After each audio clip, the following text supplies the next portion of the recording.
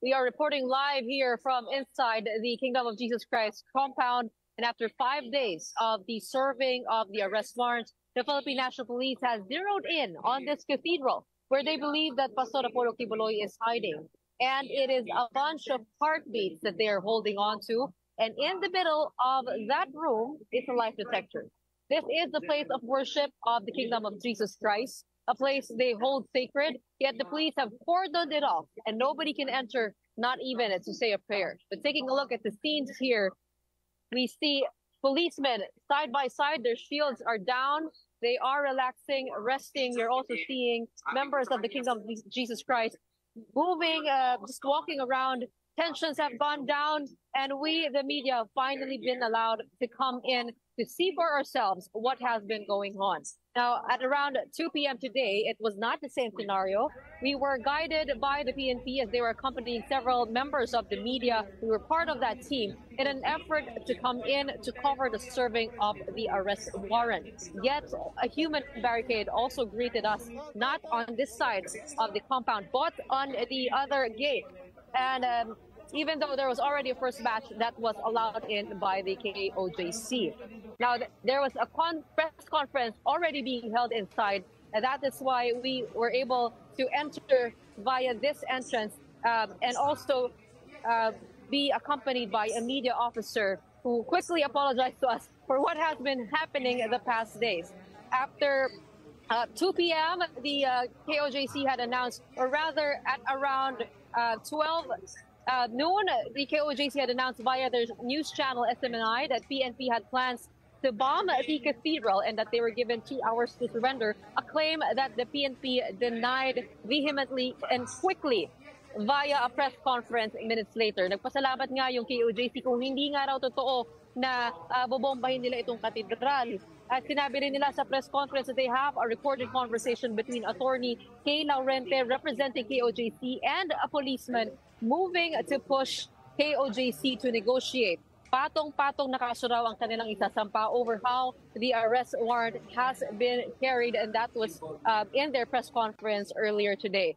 Now, we got to talk to several members of the KOJC. We got to talk to their resident minister, Carlo Catiil, who raised concerns over the excessive use of force by the Philippine National Police. We asked for specific examples of that excessive use of force. So sinasabi nga nila, yung pagbato ng tear gas, at talagang pinaninindigan nila nang nangyari yan nung pinasok yung kanilang compound, sinira raw, may 4 na entrance daw dito sa KOJC ang ginawa, denying or rather not honoring the negotiation that was happening at the entrance gate. So, 4 daw yung entrance na yon, nagkaroon ng tear gas, meron daw silang video. We have yet to get a hold of that video.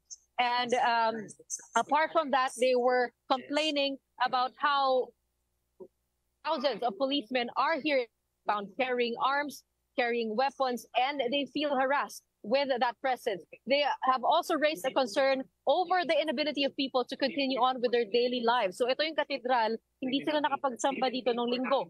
Dito naman, kung makikita mo, ito yung Jose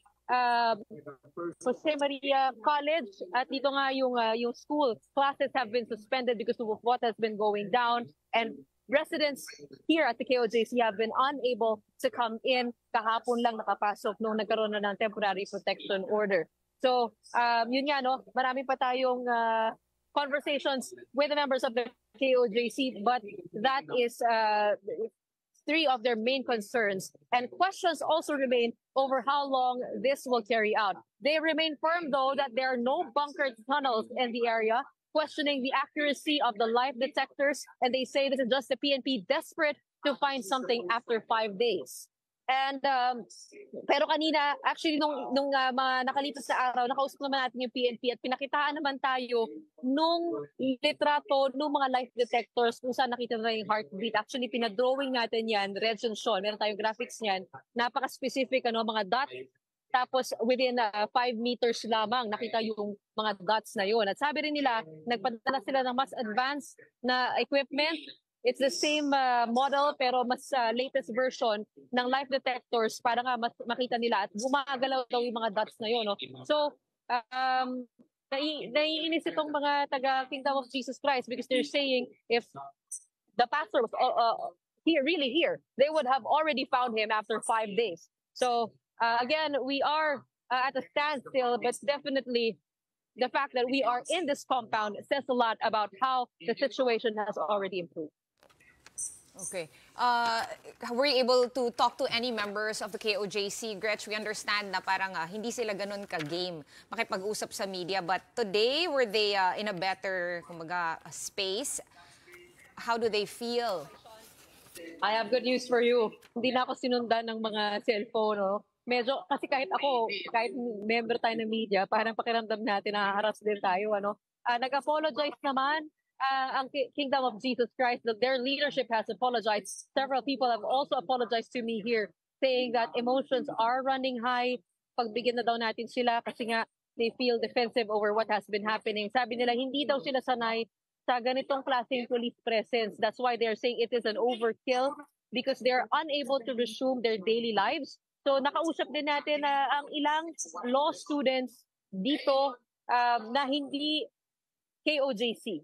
They are studying at JMC, pero they have had to suspend classes since June 10, where the first raid was carried out. Nag-online lang sila, pero ngayon wala silang pasok. And sabi nila, iba naman daw yung hinahanap nilang protection for this place they call home. It doesn't mean that they're also protecting the pastor. So yun ang sinabi nung nakausap natin na estudyante. Nakaikot tayo, marami tayong nakausap. Ilalabas po natin yan sa ating documentary. Pero yun, may naiintindihan mo rin na pag nagsalita sila, yung kanilang panig, na hindi sila sanay sa ganito. Sigugulat sila at naiinis sila kasi kung may informant daw ang PNP, sana naituro na yung specific location at nakuha na nila. Ikot-ikot na dito. Ang pakiramdam nila, and they're contesting that this isn't part of an arrest warrant, and this is actually a search warrant that that is required for what has been happening here. Gretch, did I hear you correctly? You said that there isn't a bunker after all? Or were they... That was a claim. Claim of them. They're claiming there isn't a bunker? KOJC, the resident minister claims there is no bunker. At sabi niya, Gretch, tingnan mo yung paligid mo. Meron bang wires? Pag tumingin ka, walang wires.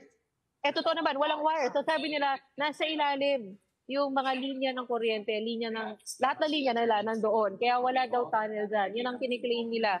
Meron din tayong narinig kanina sa isang conversation na, yun nga, itong katedrale, this is an historical place. Kaya kung may naririnig man, di na nila alam kung ano yun. But they cry foul over the idea of having this place they hold sacred bombed just to find the fugitive Pastor Apollo Kibuloy. Are you able to tell us, Gretch, what's the plan of the cops? We understand no, na nandyan na sila sa may katedral, nakabantay sila sa katedral. Ano yung plano? Tatry ba nila hanapin yung entrance dito sa so-called bunker? Yung threat of bombing? May ganun bang dahas na tinethreaten talaga? How did the members, get the idea na bobombahin ng mga polis yung katedral nila para makita kung may bunker sa ilalim? Actually, ang sinabi ng Kingdom of... Actually, Sean, kanina doon sa press conference, sinasabi nga ng Kingdom of Jesus Christ na they have a recorded conversation of Attorney Kay Laurente and a policeman. This policeman was saying, negotiate or else papasabugin namin. Hindi natin alam kung sinasabi ng PNP ay papasabugin nila. Malamang hindi naman yung buo, di ba? But yung to get to the point where they found heartbeats, yun ang nandun daw sa conversation. Sinabi rin nila that they were given 2 hours to surrender, but tomorrow morning, the Philippine National Police will have a press conference possibly to answer all of those questions because so much pronouncements have been done. KOJC with their press con a while ago. Yun nga, sa ngayon, walang ginagawa. Talagang naka-hold lahat ng nangyayari. Pero may narinig din tayo sa mga kausap natin dito na may hinahanap pa rin na heartbeats dito sa JMC. So, hindi ko alam kung talagang sigurado na sila dito kasi sinasabi nga nila gumagalaw yung mga dots na yon. Siyempre, nagdala rin sila ng mga mas marami pang equipment. So, parang hinahanap talaga nila yung heartbeats na yun. Ang sinasabi nila, hinahanap nila yung entrance. Okay. At ang sinabi rin ng police is, ituro nyo na lang yung entrance kaysa pa bombahin natin yan. Okay. Maraming salamat sa mga updates. Gretchen Ho reporting to us live from inside the KOJC compound in Davao City.